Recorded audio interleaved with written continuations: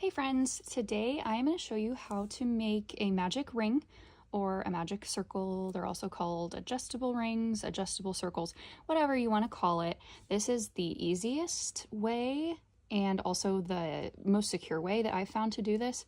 There are so many ways and none of them is like the right or wrong way, but I'm just going to show you my favorite way. So you're going to start with your yarn here. You've got your hook ready to go. Take your yarn. You're going to wrap it around 2 fingers. So I like to use my index finger and my middle finger. I'm going to wrap it around 2 fingers twice. So you've got 2 loops here. This is going to be your working yarn. This is going to be your tail. So now you're going to take your hook. You're going to put it under both loops. These 2 loops here that you just made. You're going to grab your working yarn over here. You're going to pull it under both of those loops again, and then you're going to make a slip stitch. So to do this, you're going to just grab your working yarn again with your hook, pull it through that 1 loop. So now you have a slip stitch. That is how this circle is going to stay together essentially until we get done with it. You might have to kind of move it around and see how you're most comfortable holding it. Now we're going to add the rest of our stitches into this, whatever your pattern calls for, single crochets, double crochets, just whatever. I'm going to show you, I'm going to put 6 single crochets into here. So we're going to start, you're going to put your hook under both loops. You're going to yarn over, grab your working yarn, pull through both of those loops, yarn over again, pull through both loops again. That is a single crochet. That's 1. So I'll show you again. Yarn under, yarn over, pull up, yarn over, pull through both loops. So that's 2. I'm going to do 3,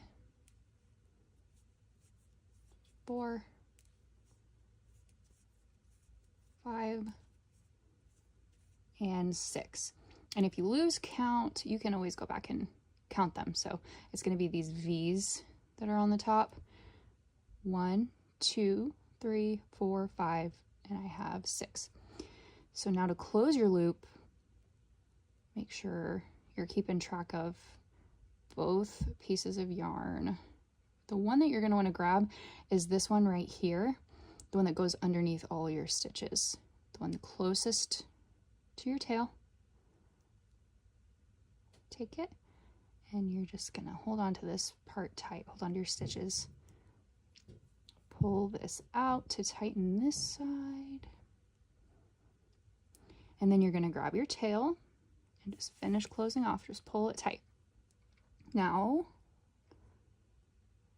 you've got a nice little circle.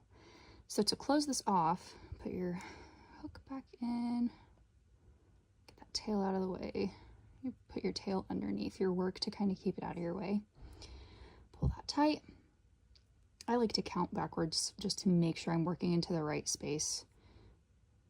1, 2, 3, 4, 5, and 6. So that 6th stitch is where I'm going to be working into. We're going to put a slip stitch into this one. If your pattern calls for working in rounds, this is where you would stop. You would put a stitch marker in this last stitch. I prefer to put my stitch markers in the last stitch of the round, so that would be this one. And then you would just keep working. I'm going to show you how to join, because that's what most of my patterns call for. So you're going to do a slip stitch into this first stitch of the round.